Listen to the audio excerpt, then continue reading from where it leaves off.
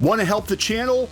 Go to shopclownfish.com where you can check out official Clownfish TV merchandise in our brand new shop. It helps us out. Also, check us out on Facebook, facebook.com/clownfishtv for more art and gaming live streams that we don't do on YouTube. We want to see you over there as well. Now let's get into the video.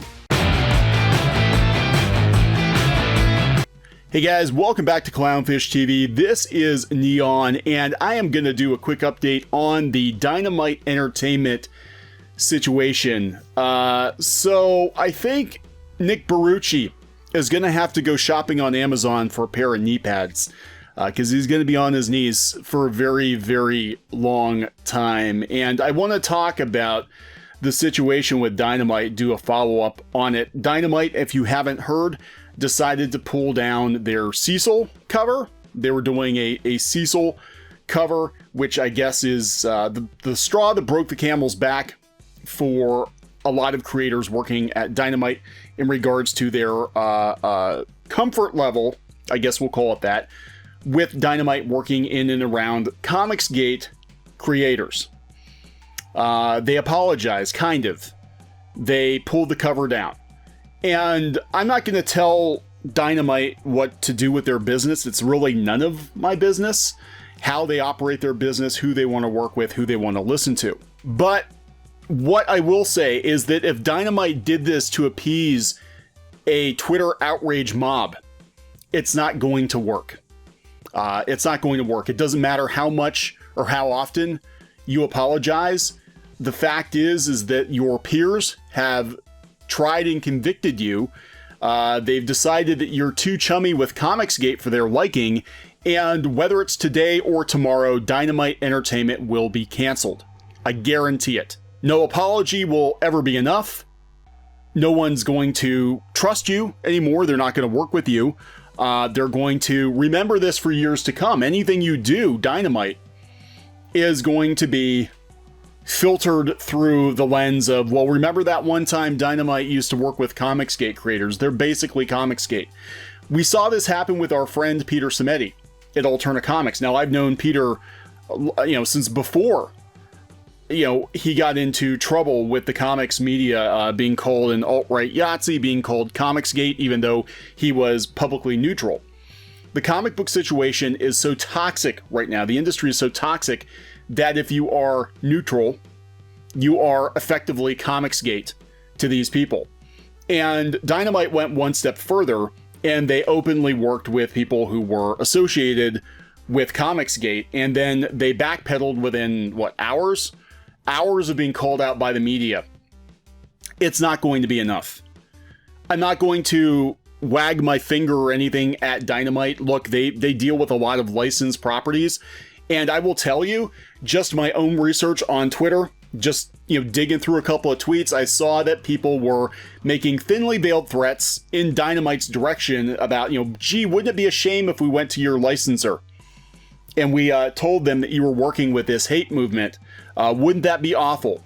Wouldn't it be awful if we had half your comics zapped away because we don't like Comicsgate? We don't like people who are too chummy with Comicsgate. And we, the Whisper Network, of the comic book industry, have the power. We have the power in this shrinking, dying industry to take away your livelihood. The thing is that Nick had 3 years of reference. He saw what has gone down. It's all documented. It's all on YouTube. It's all in a variety of articles. There is 3+ years worth of documentation as to what happens if you work in and around Comicsgate people, that basically you need to be prepared to be kicked out of the mainstream industry, because that's what's going to happen to you. And I don't know why, if you were going to make a move like that, and again, I'm not wagging my finger at Nick Barucci at all. He can do whatever he wants to do, right? Not my business, it's his business, but he should have known what was going to happen. He wasn't just like Comicsgate adjacent, he wasn't just like Comicsgate friendly, but the guy, did promote Cecil's book through a Dynamite account, their Indiegogo. That's not going to sit well with these people. We've seen this for the last 3 years. You know, if he wants to play both sides of it, this isn't the way to do it. I mean, that is basically, to these people, to this cancel culture outrage mob on Twitter, that was a declaration of war. You basically declared war on them. You said, I am Comicsgate, neener, neener, neener. And that's fine. You can do that. Absolutely. But you need to be prepared for the blowback. And Nick was not prepared for the blowback, and so he had to backpedal. He pulled the cover down to try to save face, but I'm like, you've already declared war on these people. Now they're not going to show you any mercy, but they're not going to be afraid of you either. You know, what you need to do is, if you're going to declare war, you need to make sure that they are terrified of you, that they don't come anywhere near you. And you basically just said, no, the first whiff of any pushback, and I am going to completely roll over. That's what you did. So, again, not finger wagging, just pointing out some things that I'm shocked he didn't think through. You know, that, like, of course this was going to happen. I mean, again, we saw our friend Peter Simeti, who put a good tweet out yesterday talking about the Comics Code Authority and how the Comics Code Authority has become the Whisper Network, basically, and they want to censor everything. And we're seeing it in manga now too. But, you know, Peter Simeti, who was neutral and tried to be neutral for a long time, you know, he wasn't going to join, what does Todd McFarlane call it, the Suicide Pact, and you know, go along with everything else the comic book industry was doing. But he wasn't Comicsgate either. But that was enough. That was enough to put him on the maybe list. You know, he was a publisher, basically coming out and saying, I'm not going to demonize Comicsgaters. I'm not getting involved in this. I'm not going to put up that stupid cult-like copy-paste statement that all the other publishers did. I'm staying out of it. I just want to make good books. They didn't leave him alone. In fact, they tried to swat him. You know, so you've got examples like that. I'm just shocked that he didn't think this through.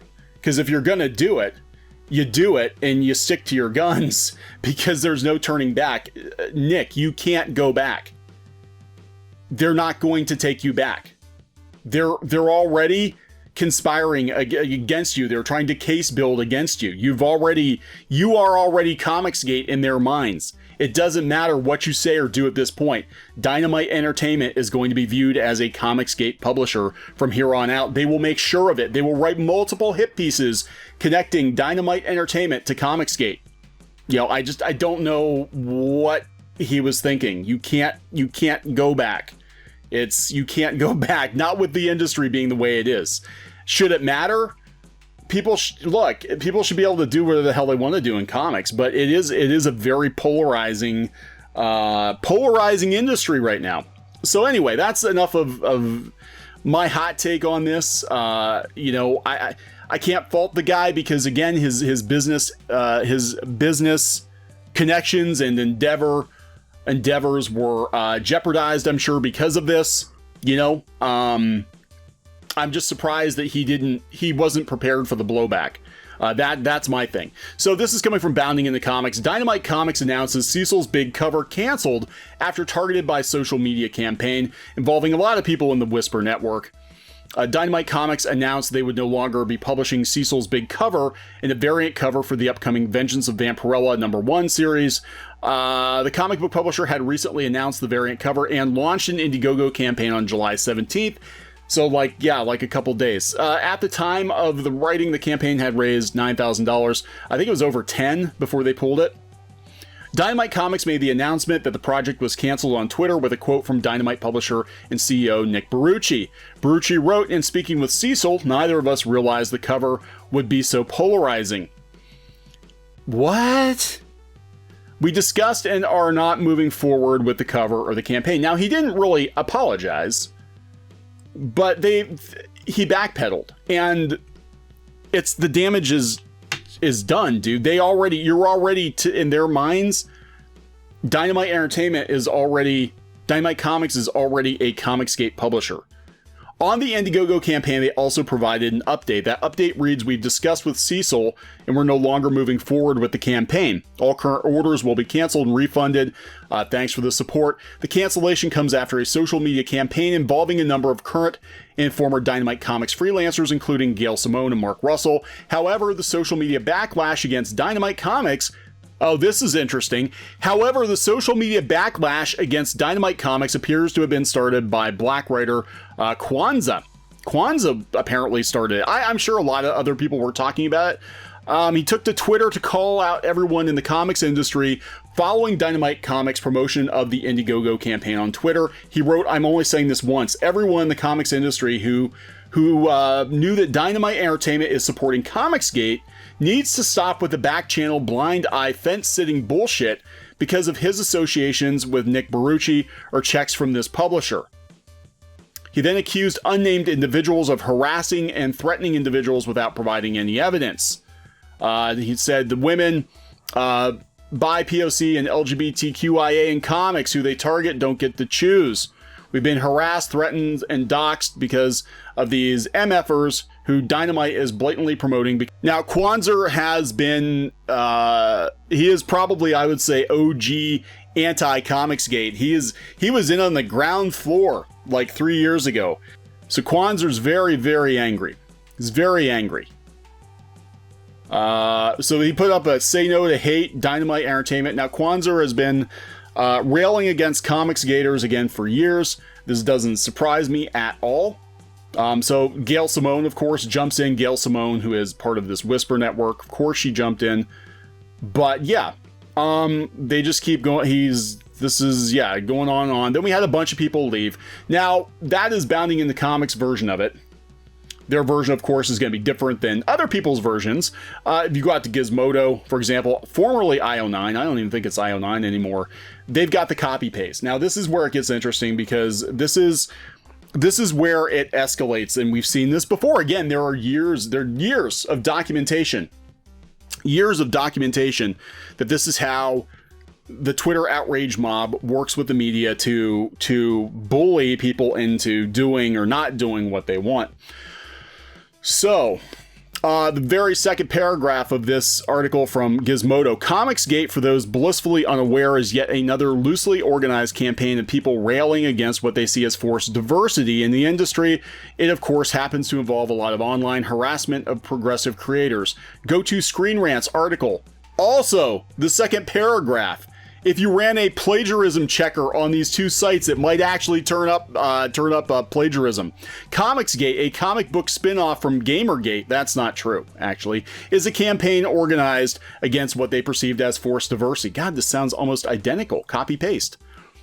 The group's message is said to be about making better comics, but the campaign has been widely criticized for harassing marginalized creators. Damn near the exact same thing. Third paragraph: Dynamite, the publisher behind Red Sonja, Vampirella, The Boys. Yeah, actually, they just switched the paragraphs. Their third paragraph: Dynamite, the publisher behind Red Sonja, Vampirella, and The Boys. First paragraph on Screen Rant: Dynamite, the publisher of popular series such as Vampirella, Red Sonja, The Boys, and Green Hornet. We didn't mention Green Hornet, so it's a little bit different. But yeah, I mean, look, they're getting all the buzzwords in there.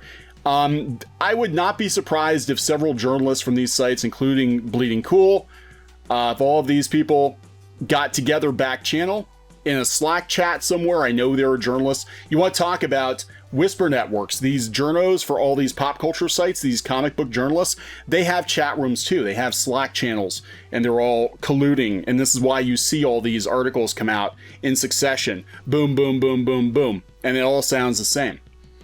And I don't know what to tell you. Now, I put this up yesterday. Well, first I said, cancel culture comic Karens, because that's what cancel culture comic Karens. Yeah, it's basically what we're dealing with here. I said Dynamite. I said, we've seen it 1,000 times before. Taste of blood brings the sharks out. Next, they will demand a big public apology and denouncement, and they'll think about whether or not you'll be allowed back in the club. Expect to grovel. They're having secret powwows back channel discussing how to properly deal with Dynamite as I type this. I can almost guarantee it. Of course they are. They're not even hiding it. You've got Joe Glass, who's written for Bleeding Cool, putting out this multi-tweet. Oh my God, does this guy do anything besides tweet? Yeah, putting out this multi-tweet thread. Again, he's another one, OG anti-Comicsgate. Joe Glass, Kwanzaa, Gail Simone. Again, 3 years of documentation. But it's not enough. It's not enough to apologize. Nick Barrucci's lying about not working or knowing what the CG person would be so polarizing. I actually agree. I actually agree with Joe Glass. So the idea that he didn't know is bullshit. Aside from the idea that as a tacit admission you don't know or understand very well a known problem in the industry you work in, freelancers and staff at Dynamite have been or are currently targeted by CG. This means Nick is either inept, ignorant, or much likely lying. I mean, it goes on and on and on. Look, you're canceled. Dynamite, you are canceled. You are canceled, and you walked right into it. You know, again, if you didn't know this was going to happen, you know, you can't plead ignorant. It's too late. You've already done it. You know, you needed, and the thing is if you were gonna do it, you have to kind of go all in, and you have to tell these people, this outrage mob, to go suck a peach. You need to go tell them to suck a peach, because if they know they can get to you, then they're gonna harass you until you leave the industry, until everybody stops buying your books. And then you basically told, on the other side of it, you know, you were telling comics gators that you don't give a shit about them either. So it's kind of like, I don't know who you're trying to make happy here. It just sounds like you sound to me, again, I don't know Nick. I've never met Nick. I've never talked to Nick. His business is really none of my business. But as an armchair observer, I'm like, you basically just pissed everybody off, and you're not going to have any support from anybody when they come for you. And they're absolutely going to come for you now. They are. You know, Billy Tucci.